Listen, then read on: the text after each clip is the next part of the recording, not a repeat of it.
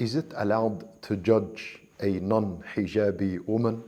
As a matter of fact, is it allowed to judge anyone that commits a major sin? Brothers and sisters in Islam, the answer is yes and no. Listen to this very carefully. There is the apparent and there is the hidden.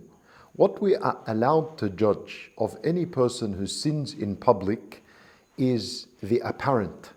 And by the way, when we judge what is apparent, this is not a personal judgment. This is exactly what Allah Azza wa Jalla has judged. So if we see a sinner in public and we condemn this sin and we say that this is a major sin, this is disobedience to Allah Azza wa Jalla, then that would be fine. That is judging by the apparent, and that is something that Allah Azza wa Jalla has already ruled and judged. What is not allowed is to judge the hidden, which is the state of the heart of that sinner. That is forbidden. Such as if I was to see a non-hijabi woman, or if I was to see someone drinking alcohol in public, or if I was to see someone with a boyfriend or a girlfriend, I say they are committing a major sin. That is disobedience to Allah.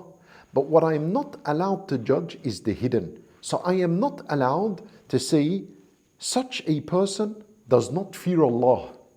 Such a person does not love Allah and His Messenger. Such a person does not have iman and does not have taqwa.